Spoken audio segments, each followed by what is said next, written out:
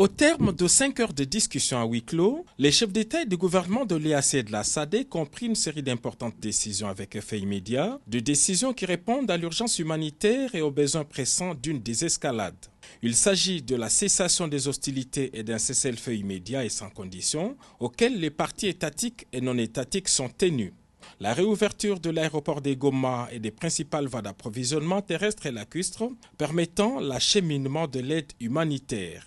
Le sommet a aussi pris la décision de rapatrier les militaires décédés et d'évacuer des blessés.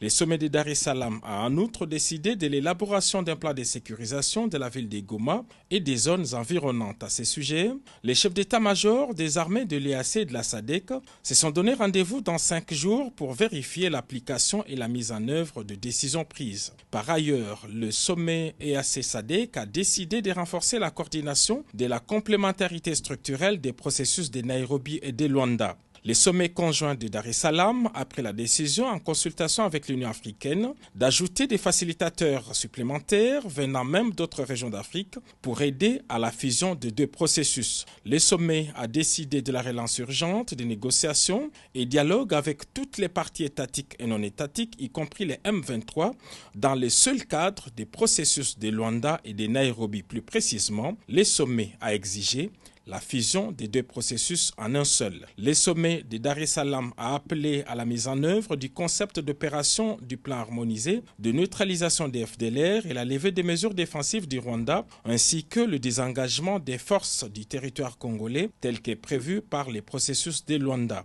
Le sommet a décidé de tenir une réunion conjointe des ministres des 2 blocs dans les 30 jours pour évaluer et accompagner toutes ces décisions. Enfin, le sommet a recommandé l'élaboration et la mise en œuvre de modalités de retrait des forces étrangères non invitées sur les territoires congolais. Tout compte fait, la République démocratique du Congo obtient une avancée dans son souci de soulager la peine de sa population meurtrie de Goma et de la partie est de la République.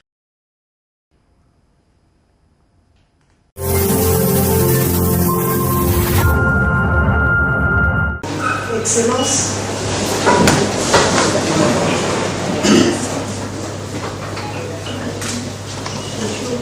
Il s'est tenu à l'hôtel du gouvernement du Lualaba, du Conseil des ministres, présidé par la gouverneure de province, Marie-Thérèse Masuka Saini Fifi, devant son équipe gouvernementale. Lors de ce conseil de ministres, plusieurs points ont été abordés, de la situation sécuritaire, passant par les sociales, les infrastructures, l'énergie, ainsi que la culture, où l'autorité provinciale, Masuka Saini Fifi, a donné certaines orientations, comme le souligne ici le secrétaire exécutif du gouvernement, Jules Kabouit Ngoy. Du rapport synthèse de la mission au poste de contrôle de Moutaka par le ministre provincial des Transports. Le ministre des Transports a présenté au Conseil le rapport de la mission qu'il a effectuée au poste de contrôle de Moutaka. Il en ressort un constat faisant état d'une pléthore de services installés à ce poste. De ce fait, l'autorité provinciale a instruit le secrétaire exécutif du gouvernement et le directeur de cabinet du gouverneur d'inviter les responsables de tous ces services pour une mise en garde et que cette mesure soit d'application à tous les autres postes de contrôle dans la province du Lualaba. Le ministre des Infrastructures a présenté au Conseil la situation dégradante de la nationale numéro 39 dont les travaux sont en cours d'exécution. Sur le tronçon de Tchamanzaka, l'autorité provinciale a instruit le ministre des Infrastructures de se concentrer sur la qualité des travaux et de veiller à lutter contre les nids de poules constatés le long de la nationale numéro 39. Le Conseil a en outre abordé la question sécuritaire qui prévaut dans la partie orientale du pays tout en réitérant le soutien total aux forces armées de la République démocratique du Congo qui se battent pour la paix et l'intégrité du territoire national.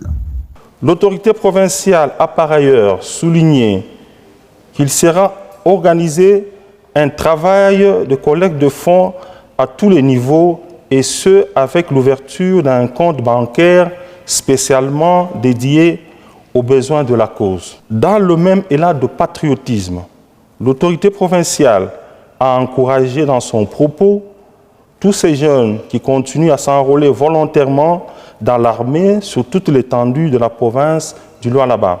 Le Conseil des ministres, sous le leadership de la gouverneure Masuka, a ensuite annoncé l'arrivée au Lualaba dans le tout prochain jour du premier citoyen congolais, Félix-Antoine Tshisekedi Tshilombo, pour l'inauguration de certaines infrastructures initiées par l'exécutif provincial. De la présentation et évaluation par le ministre des Infrastructures de l'état d'avancement des travaux des ouvrages exécutés par la province et les ETD à inaugurer en février et en juin 2025. Le ministère des Infrastructures a dressé le tableau sur l'état d'avancement de ces ouvrages. Son Excellence Madame le Gouverneur a instruit le ministre des Infrastructures d'ajouter sur la liste des ouvrages de la province à inaugurer au mois de juin 2025 l'aéroport de Kolwezi qui est déjà fin prêt. Commencé à 11h, ce Conseil des ministres a pris fin à 14h.